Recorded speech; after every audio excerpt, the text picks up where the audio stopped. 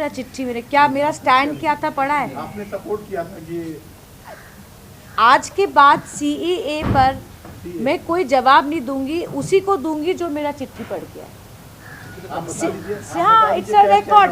मैं फिर भी आप पहली बार आप पूछ रहे हैं, संविधान के खिलाफ किसी कानून को सुष्मिता देव कभी नहीं मानेगी। आसाम एकॉर्ड जो आसाम में बहुत इम्पोर्टेंट है, आसाम एकॉर्ड की धज्जियां बीजेपी ने उड़ाई है। यहाँ आसाम के लोग खड़े हैं, आसाम एकॉर्ड को पूरा उसकी चिथड़े उड़ा दिए। मैं सुष्मिता देव ने नहीं किया, बीजेपी ने किया। हाँ, मैंने ये ज़रूर कहा कि जो लोग NRC से बाहर रहेंगे, how will you keep them stateless, ये सवाल मैंने पूछा।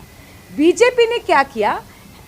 आसाम के जो वर्तमान के मुख्यमंत्री हैं, उनको he is a spin master, आप जानते हैं ना, वो स्पिनिंग में माहिर है। उन्होंने मुसलमान कम्युनिटी को कहा कि देखो सुष्मिता ने का को सपोर्ट किया, और हिंदुओं को कहा कि देखो कांग्रेस ने का विरोध किया, और उसी को हर मीडिया पर्सन उसी को दोहराता गया। मेरा स्टैंड बहुत कॉम्प्लिकेटेड था, मैं समझा नहीं पाई, इसीलिए शायद मैं लोकसभा हार गई। मैंने कहा अगर आप सिटीजनशिप देंगे तो सबको दीजिए, अगर आप देंगे, वो तो मैं नहीं दे सकती, सरकार देगी, सेंट्रल गवर्नमेंट, सबको दीजिए। आप रिलीजन के बेसिस पे क्यों दे रहे हैं? और मैंने सिर्फ ये कहा है कि NRC के बाहर जो लोग रहेंगे, क्या शेख हसीना जी उनको वापस लेंगे? क्या आप उनको रेफ्यूजी देंगे? क्या देंगे? यही मैंने सिलेक्ट कमेटी में कहा। पर राजनीति में जो होता है, और मैं ही कह देती हूँ जो आपने रिपुन बोरा जी से पूछा है, ममता बनर्जी ने शुरू में कहा जब CAA आया, ममता दी ने शुरू में ही कह दिया anything unconstitutional she will not tolerate.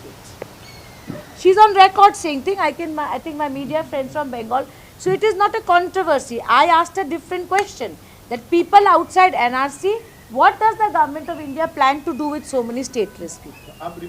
ये Rajya Sabha, in the opposition of Rajya Sabha, especially national media should note and northeast media should note, he was the last seat that Congress had from northeastern states in the opposition of Rajya Sabha.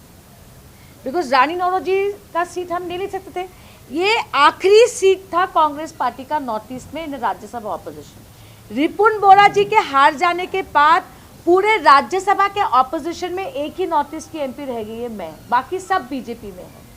अब आप सोचिए, जिस तरह से इस seat के लिए Congress party को लड़ना चाहिए था, did they fight for this seat? आपके पास संख्या थी, সংখ্যা গরিষ্ঠতা কিন্তু ছিল এই রাজ্যসভা সিটের জন্য। একটা last seat, the last man standing from north east who could have won and come with the sufficient numbers, did the Congress party fight this Rajya Sabha seat the way they should have? I think he is a thorough gentleman, he is not saying it. That's reason enough for someone to think what Congress felt about that seat and about the revival. See, I will tell you something.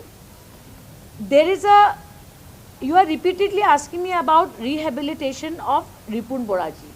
Let me tell you, there are a lot of people wanting to join Trinamool from Assam. I am not going to take the names, but I feel my leaders, I am no one to select, but I think my leaders zeroed in on Ripun Bora ji. Result कुछ भी रहा हो past में आसाम का, आप लोग आसाम को मेरे से बाकियों से शायद बेहतर जानते हैं। I don't think Ripun Bora ji PCC बनने के बाद एक दिन भी घर नहीं बैठे।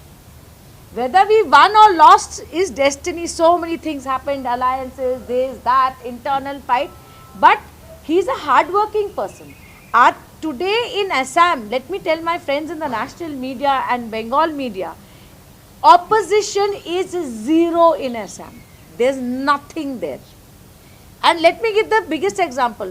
Ripun Bora ji is not saying it, I am not saying it. Chief Minister of Assam is saying AUDF asks me and gives candidate. He's on record saying it.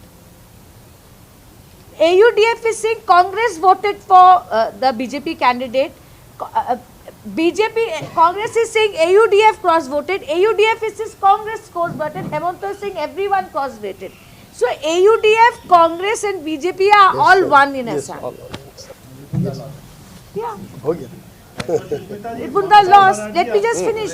So what I am saying is, today, if we want a formidable opposition in Assam, आज एक बहुत बड़ा vote share है जो anti BJP अभी भी है आसाम में. To fight, to I think let us not be over ambitious कि हम जाके ये हो जाएगा वो हो जाएगा, but to prepare an organisation and at least give a strong opposition to the people of Assam. That is our immediate goal.